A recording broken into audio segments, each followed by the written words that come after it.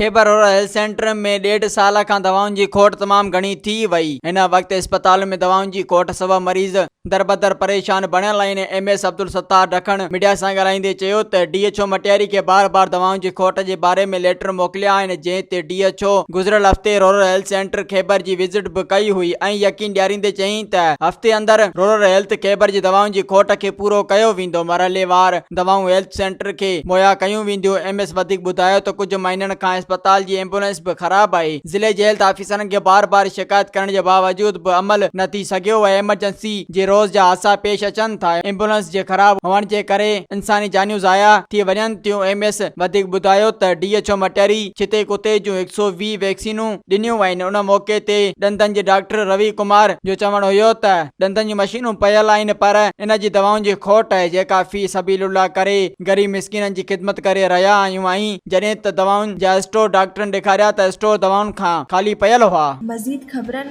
ऐं तफ़सीलात लाइ विज़िट कयो असांजी वेबसाइट www.awamiNewsHD.com ऐं ॾिसंदा रहो अवामी न्यूज़ HD।